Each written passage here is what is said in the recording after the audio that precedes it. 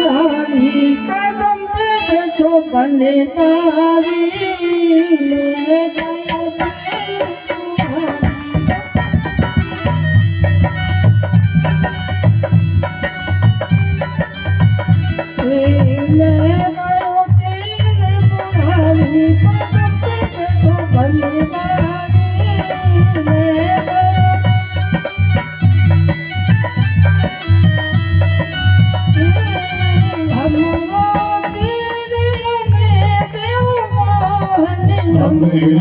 तीर हमें देव मोहन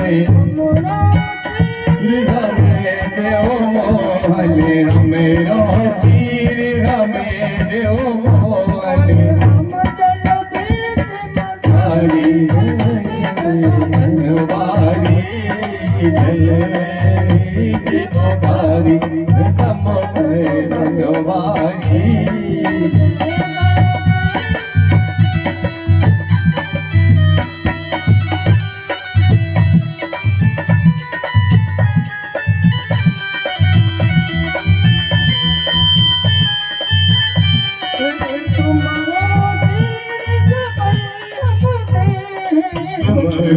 तीर जबई हम दे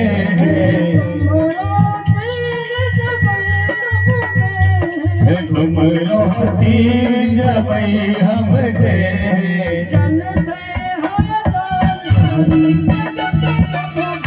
वारी जल से जारी कदम पे बनवारी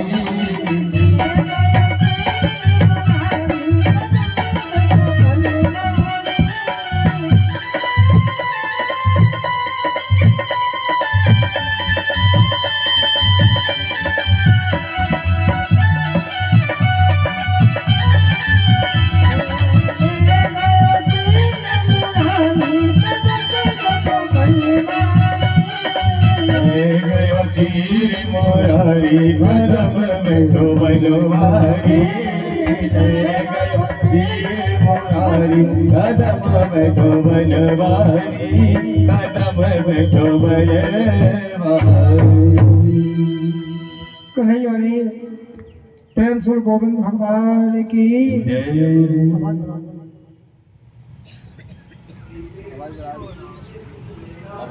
प्रेम सुर गोविंद भगवान की।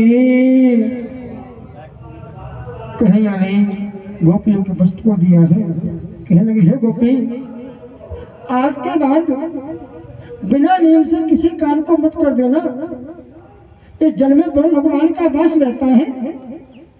जब भी कहीं जाए सिर पर वस्त्र हो नीचे वस्त्र हो, वस्त्र से शरीर की शोभा होती है। गोपियों को ज्ञान दिया है कन्हैया ने, धन्य है भगवान। गोपियों को सुंदर ज्ञान दे करके और गोपियां जो है अपने अपने गृह में गृहस्थ कार्य में करने लगी और गृहस्थी के कार्य में लिप्त हो गई। सुखदेव के राजा परीक्षित ब्रह्मा जी को बड़ा आह्वान हो गया, कन्हैया का अवतार हुआ है। बाल जो है गंगा चलाते हुए 1 वर्ष व्यतीत हो गया। वन में विचरण कराते ब्रह्मा जी ने क्या किया, बाल बना के गंगों को लिया और 1 वर्ष के लिए उनको दूसरे वन में किसी जगह गुप्त में बांध दिया। भगवान ठाकुर जी की महिमा कन्हैया ने आकर के उन बालों को मुक्त कराया। ब्रह्मा जी जो है भगवान कन्हैया के चरणों में गिर गए, हे कन्हैया मुझे क्षमा कर दे, मैंने इसलिए समझा, मैं खुद स्वयं समझता मेरा आह्वान था, आपने मेरे आह्वान को चूर चूर कर दिया है। प्रेम से ब्रह्मदेव भगवान की। देव का असुर नाम का राक्षस था, वह भी अपने आप को बड़ा पराक्रमी समझता था। पराक्रमी होने से, जिज्ञासु होने से ध्यान का सुन जाकर के बलराम जो है और कृष्ण दोनों जाकर के अपने सुंदर पूजा अर्चना कर रहे थे और गोप बाल जो है अपने सुंदर गौओं की सेवा में लगे थे। उसी समय जितनी गाय थी सभी गायों को धेनुकासुर ने जो है अपनी माया के रूप से अपने नगर में स्थापित कर दिया और जितने गौएं उतने बछड़े जो ही जाकर के बाल बाल बेचारे रोए। कन्हैया नहीं गए, बलराम साहब गए थे। कन्हैया कहने लगे, हे बलभद्र भैया, जब गौएं का हरण हुआ उस समय आप कहाँ थे? उसी समय बलभद्र कहने लगे, मैं जो है बाल बालों के साथ में सुंदर जो खेल में लगा हुआ था। उसी समय कन्हैया आए, जो ही देखा सभी बाल बालों के यहाँ भगवान की कृपा देखो। संध्या कालीन में भगवान ने सभी अपने परम बालों को गंगा प्रदान की हैं। जब तक गंगा मिल नहीं जाएंगी तब तक उन गंगों से अपने परिवार का पालन पोषण करो। धन्य है।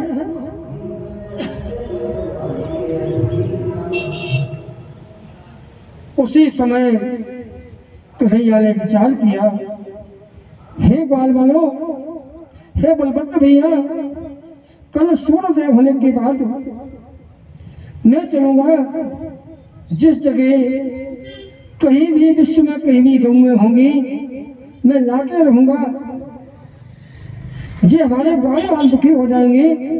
तो कन्हैया की सेवा में लगे हैं, भगवान की सेवा में लगे, फिर भी हानि हो रही है। ऐसे भगवान को छोड़ो। सभी बाल बाल कहने लगे, ऐसे नारायण से दूर रहो। जिसके साथ में आपत्ति विपत्ति आए ऐसे की संगत में क्या करना है। उसी क्षण जाकर के भगवान ने जो है बलभद्र को लेकर के अपनी वीर गति बलवान होती होगी बलराम जो आए। इनका नाम एक हलधर नाम है, वीरभद्र का नाम। सर्वश्रेष्ठ ही अपने नाम का उच्चारण करते हुए बलभद्र भैया जो है आए। धेनुकासुर नाम का राक्षस था, उसी समय गौओं को दोहन कर रहा था। जो ही कन्हैया ने देखा, बलभद्र भैया कहने लगे, हे कन्हैया, इस जो है भक्त से आप बात न करें, इससे नियुक्त मैं करूंगा।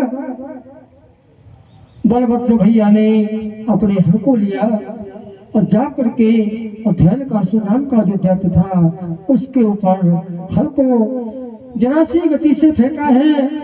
उसी समय धेनुकासुर नाम का जो दैत्य था उसका जो संहार हो गया, वह मृत्यु लोक को प्राप्त हो गया। प्रेम से गोविंद भगवान की। सुखदेव जी कहते हैं, हे राजन परीक्षित,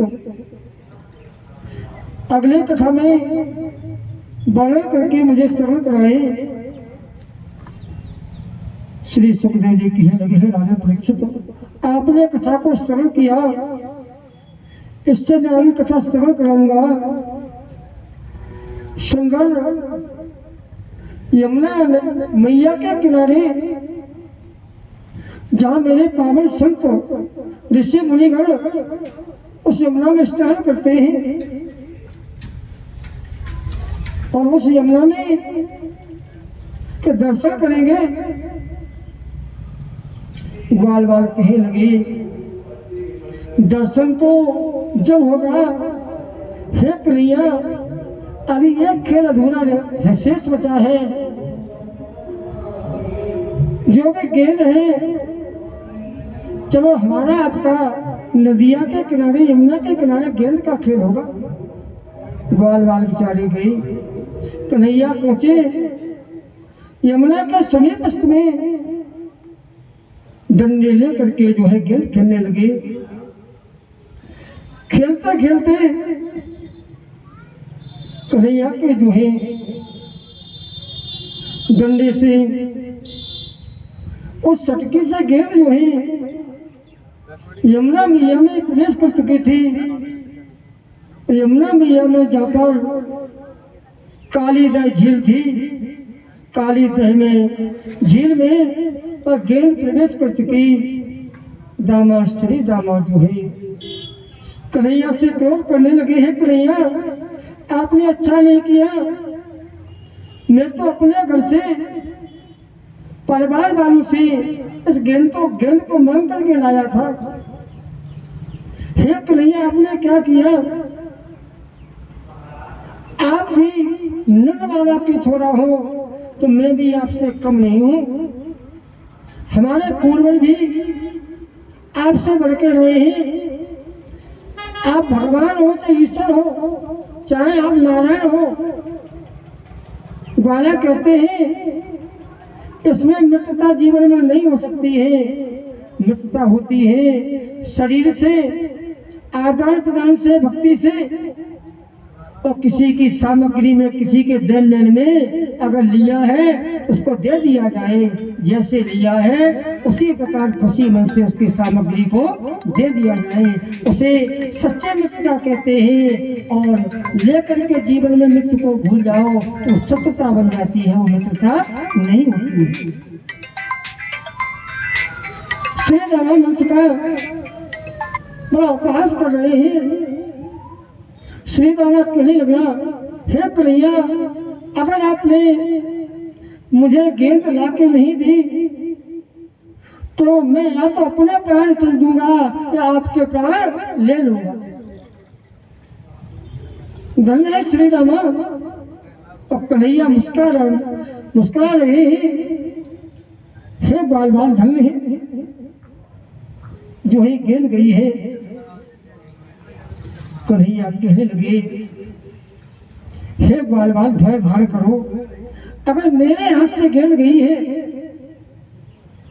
तो मुझे काले दह झील में, यमुना मैया में कोना प्रवेश होना पड़े, लेकिन मेरी मैया को मत बताना, नंद बाबा को मत बताना, किसी भी गोकुल नगरी में किसी को मत बताना। श्री दामा और दामा जो है मंसूकार ने कहा, किसी की चीज गुम हो जाए गई से जाने दो। मंसूकार कहने लगा, आपको उसी प्रकार की गेंद मेरे घर पर रखी है, मैं दे दूंगा। श्री दामा कहने लगा, आपकी गेंद मेरी जैसी नहीं है। हे मंसूकार, आप कन्हैया की पक्षपात कर रहे हैं। आपके कन्हैया ज्यादा मित्र हैं, आप उनके ज्यादा सखा हैं। आप अपनी गेंद को कन्हैया को दे दो, मुझे तो अपने गेंद चाहिए, क्योंकि मेरी गेंद कन्हैया के डंडे के सारे से यमुना मैया में गिरी है। कन्हैया सुनते रहे। कन्हैया कहने लगे, हे बाल बाल, हे श्री रामा, अगर मेरे प्राण चले जाए तो आपको गेंद मिल जाएगी। श्री रामा कहने लगे, हे कन्हैया, आपका प्राण जाए, चाहे यशोदा के प्राण जाए, चाहे नंद बाबा के प्राण जाए, चाहे गोकुल ग्राम के किसी का प्राण जाए, मुझे तो गेंद चाहिए। कन्हैया ने जो ही इतने वचनों को सुना है, उसी समय कन्हैया जो है यमुना मैया में कदम के पेड़ पर कूद पड़ते हैं और कहते हैं, मेरा बारो सो कन्हैया, मेरा छोटा सो कन्हैया, मेरा बारो सो कन्हैया, मेरा छोटा सो कन्हैया, काली दह पे खेलन आयो, मेरा छोटा सो कन्हैया, काली दह पे खेलन आयो, मेरा बारो सो कन्हैया, काली दह पे खेलन आयो, मेरा छोटा सो कन्हैया, मेरा छोटा सो कन्हैया, मेरा बारो सो कन्हैया, मेरा छोटा सो कन्हैया, मेरा बारो सो कन्हैया, काली दह पे खेलन आयो, मेरा बारो सो कन्हैया।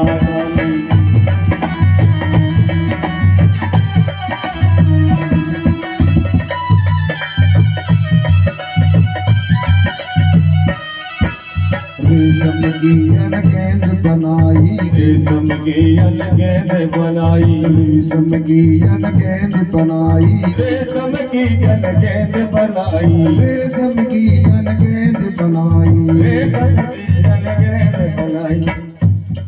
चंदन को वंदा लायो रे मेरा भायो सो कन्हैया। चंदन को वंदा लायो रे छोटो सो कन्हैया।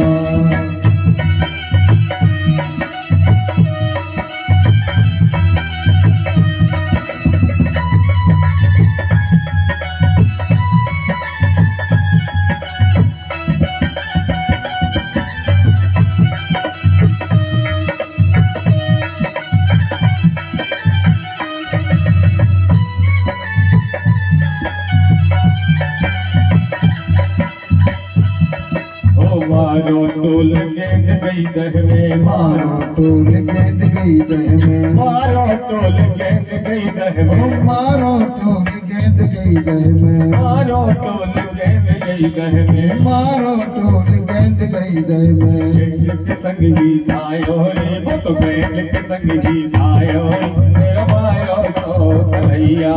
तो गेंद के संग आयो मेरा भायो सो कन्हैया। भायो सो कन्हैया, मेरा भायो सो कन्हैया, मेरा भायो सो कन्हैया, मेरा छोटो सो कन्हैया। काली काली पे खेलन आयो रे मेरा भायो सो कन्हैया। काली पे खेलन आयो मेरा भायो सो कन्हैया। काली पे खेलन आयो मेरा भायो सो कन्हैया। प्रेम से गोविंद भगवान की जय हो। इसको सेटिंग कर दो, तो क्या हो जाएगा। हेलो, प्रेम से गोविंद भगवान की। यमुना मैया के किनारे बड़ा सुंदर दृश्य भाव है। 60 किलोमीटर की दूरी तक यमुना मैया के समीप में कोई वृक्ष हरा भरा दिखाई नहीं था। एक समय एक वृक्ष था, कदम का वृक्ष, वो ही जीवित था और कोई वृक्ष हरा भरा नहीं, सबसों के वृक्ष खड़े थे। श्री परीक्षित कहते हैं, सुखदेव जी, इसका कारण क्या है महामुनि? हे व्यासनंदन, कहने लगे, हे परीक्षित, जिस समय समुद्र का मंथन हुआ था उसमें 14 रतन निकले थे, उसमें एक अमृत कलश था। जिस समय गरुड़ जी लेके आए हैं यमुना मैया के किनारे, एक बूंद उस कदम के पेड़ पर गिरी है, जिससे वह पेड़ आज हरा भरा दिखाई दे रहा है। जहाँ पर अमृत नहीं गिरा, वहाँ के सभी वृक्ष इस कालिया लांग की वजह से जो है सभी वृक्ष सूख गए हैं। इसमें इतना जहर है जिससे जो भी हरी घास है वो जीवित नहीं हो पा रही है। धन है उसी यमुना के किनारे जो है 100 ऋषि पूजन पाठ करते थे, भजन करते थे 100 ऋषि। और उसी समय से जिस समय गेंद गई है, पटके गेंद गई है, उसी समय से उस यमुना मैया का जल दूषित हो गया, विषैला हो गया, इतने भयानक घाट हो गया जहाँ पर कोई भक्त प्राणी जाते नहीं थे। 20 किलोमीटर दूरी से उसके विष के कारण जो है सभी जीव जल करके भस्म हो जाते थे। उस कालिया नाम का इतना जहर था। ये कालिया नाम कौन था? श्री सुखदेव जी कहते हैं, राजू परीक्षित, एक समय ब्रह्मा जी के पुत्र कश्यप जी सुंदर वर्णन करते हैं। ब्रह्मोऽनपोऽत्र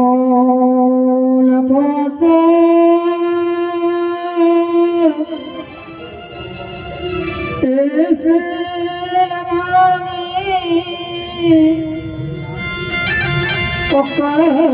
कूलमिलिता सलिलं नमामि। ब्रह्मा जी के पुत्र कश्यप जी, कश्यप जी को दो पत्नियां थी, कद्रू बिनता, ध्यान देना, कद्रू बिनता दो पत्नियां थी कश्यप जी की। कद्रू की जो वंश चला है, तो कद्रू का वंश चला है, सर्पों का वंश चला है। कद्रू से उत्पत्ति है सर्पों की, और बिनता के दो पुत्र हुए हैं, अरुण और गरुड़। बड़े पुत्र का नाम गरुड़ है और छोटे पुत्र का नाम अरुण है। दोनों सौतें एक साथ रहती थी गृहस्थाश्रम में। एक समय कद्रू ने कहा, हे सौत, आप जो बताइए इस घोड़े का रंग कैसा है। बिनता कहने लगी, हे बहन, मैं नहीं बता पाऊंगी। कद्रू कहने लगी, कद्रू ने कहा है, हमारे आपका घर का मैटर है, किसी को पता न चले। मैं व्यासपीठ से निवेदन करना चाहूंगा, अगर घर की बात घर में बन जाए, घर की बात घर में ढक जाए, घर का घर घर में लग जाए, तो सबसे उत्तम है। ऐसे घर में परमात्मा की शांति कृपा होती है। किसी दूसरे के अंदर रखने से, किसी दूसरे की बात के मानने से और किसी की बात का संचालन करने से सामने वाला दूसरा व्यक्ति आपके घर का विनाश कर देगा। वो आपके घर को कभी जीवन में बना के नहीं चलेगा। घर में बात न बने तो परिवार में बनाओ, परिवार में बात न बने अपने नगर में बनाओ, नगर से बना न बने तो पूरे गांव से बनाओ। जो अपनी बात गांव से बाहर निकल गई उसका तो परमात्मा ही मालिक है। जब बात आपने घर में नहीं बना पाई तो सामने वाला क्या बनाएगा। हम आप एक वंश के हैं, एक वंश के हैं, एक वंश में जब बात मान नहीं हो रही तो तीसरे वंश का आकर के क्या सत्य बोलेगा।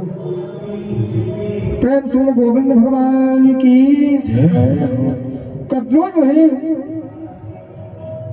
अब बिनता उनमें होने लग गई, जो बता देगा इस घोड़े का रंग कैसा है उसको उसकी दासी बन के रहना पड़ेगा। उसी समय बिनता ने कहा, जो घोड़ा सफेद रंग का है। कद्रू ने चाल चल दी अपनी सौतेले के साथ में। उसी समय जो सर्प थे, काले सर्प, सभी जाकर के घोड़ा से लिपट गए। घोड़ा सफेद नहीं था, घोड़ा काला था। उसी समय कद्रू कहने लगी, हे बहन, आप जरा देखो, आपने ढंग से मेरे को देखे, आपका नजारा करके देखे, आपने ढंग से नहीं देखा। आपका ये अस्त्र जो है सफेद नहीं काला है। उसी समय बिनता ने जो ही देखा नेत्रों से आंसू गिरने लगे। हे बहन, मुझे जीवन में आपके चरणों की दासी बन के रहना पड़ेगा। मैंने आपको वचन दे दिया है। उसी क्षण जाकर के जो ही दासी बनी है, कद्रू का अभिमान हो गया, मुझे राजगद्दी मिल गई, मेरी सेवा के लिए मुझे दासी मिल चुकी है। जो ही अरुण गरुड़ को पता लगा है, जो दासी बनी देखी है, दोनों पुत्र आए हैं। दासी बना देखा है, गरुड़ को बड़ा दुख हुआ। दोनों माँ के गोद में लेकर रोने लगे। हे मैया, आपको जो कौन सजा मिली है जीवन में, इस बात को मैं जीवन में नहीं जानता था। मैं तो आपकी नौका मैया का पालन पोषण करके इनकी सेवा करूंगा। मेरा धर्म कहाँ गया? ये आप जो दासी बन करके रहूं। उसी समय गरुड़ ने कहा ठीक है। गरुड़ भी सड़कों के राजा हैं। गरुड़ ने कहा ठीक है। उसी समय जो काले सर्प थे घोड़े को छोड़ करके सब जो अपने अपने निज निवास में चले गए। गरुड़ जाकर के पीपल के पास में अपनी समाधि लगा बैठे। वो तक्षक नाग था। उसी नाम के कारण जो भयभीत होने के कारण गरुड़ जी ने पूरे नगर की सभा बुलाई। सभा बुला करके सभी को पंचायती राज में कहा गांव से बाहर एक वृक्ष है पीपल का। उस वृक्ष के नीचे मुझे रोज एक सर्प चाहिए खाने के लिए। धन है गरुड़। और ने कहा भैया ऐसी रीति न करें। सभी सभासदों ने कह दिया एक सर्प जो है आपको रोज दिया जाएगा। जो ही जाकर के 3 महीने व्यतीत हो गए। तक्षक नाम का जो सर्प था उसने कहा मेरा नंबर आने वाला है। अब क्या करूं? मेरी गृहस्थी नष्ट हो गई। मेरे देखते देखते मेरे अपराध से मेरे पूरे वंश का विनाश हो गया। मेरे कारण जितनी सड़कों में जातियां थी सभी जो नष्ट हो गई। उनके छोटे बच्चे रोते बिलखते वो भी उतल करते वो भी परम धाम को चले गए। धन्य है माँ। तक्षक नाग ने जा करके जो ही अपने रमणीक नगर को छोड़ करके परिवार को लेकर के नाग पत्नियां अपने पुत्रों को साथ लेकर क्यों सवेरे प्रातः होते ही तक्षक नाग का नंबर था गढ़ उसका भक्षण कर देंगे। उसी समय अपने प्राणों को बचा करके आज तक्षक नाग जो है रात्रि के समय परिवार सहित करके यमुना मैया में कोई कालिया नदी थी वही आकर के यमुना में निवास करने लगे जहाँ पर जल गहराई में अथा भरा हुआ था। उस तक्षक नाग के रहने से उसी नदी का नाम कालिया दह नामक की झील न पड़ा। उसी को झील कहते हैं। गरुड़ को शंका हो गई। उस तक्षक नाग ने विचार किया। गरुड़ को श्राप लगा था सौवर ऋषि का। एक समय स्नान कर रहे थे सौवर ऋषि यमुना मैया के किनारे और गरुड़ जी आकर के वहां अपने जीवों का संहार कर रहे थे और सौवर ऋषि अपने माला लेकर के भजन कर रहे। धन है माला जपते जपते जो ही गरुड़ को देखा उनके सामने बैठ गए गरुड़ और जीवों का भक्षण करने लगे। और लेकर के जो ही सौवर ऋषि ने देखा है अपने नेत्रों से उन्होंने कहा छी छी हे गरुड़ आप क्या कर रहे हैं? मेरे सन्मुख तुम्हारे जीवन को धिक्कार है। प्यारे जैसे पापी दुष्ट अधर्मी जल में जो है जीवित रहता है और जल पी रहे हैं। तुम्हारा क्या ले रहे हैं जो आप इनको हानि मृत्यु दंड दे रहे हैं? उसी समय सौवर ऋषि ने श्राप दे दिया है हे गरुड़ आज के बाद अगर यमुना मैया पर तुम आ गए आप जल के भस्म हो जाओगे। जो है कमंडल से जल को निकाला है सौवर ऋषि ने और गरुड़ को श्राप दे दिया है। उसी भय के कारण जो है गरुड़ जीवन पर्यंत यमुना नदी पर नहीं गए सौवर ऋषि के श्राप के कारण। प्रेम से संत भगवान की कन्हैया जो है जल में उठ पड़े हैं। शेष नाग जो है तक्षक नाग सो रहे थे। जो ही बालक का रूप देखा है, शेष नाग की पत्नियां कहा है देवी आपके स्वामी कहाँ हैं? नाग पत्नी कहने लगी एक तो आप आयु में कम हैं, आप बालक हैं, आपको जरा सी शंका नहीं हुई यमुना नदी में कूदते समय? कन्हैया बोले अगर मुझे शंका हो जाती तो आपके अंदर क्यों आते? इसी तरह से आकर के वही भगवान राम की वहां उनको काली नदी को जा करके भगवान ने स्वतः अपने सर्वश्रेष्ठ ही अपने परम चक्र धर के श्री तक्षक नाग को नचे ही। और नाग पुत्रियां कह रही है हे बालक मेरे पति के सम्मुख मत जाना, आपका जो है जीवन की लीला समाप्त कर देंगे। उसी समय कन्हैया ने कहा संसार में आए एक बार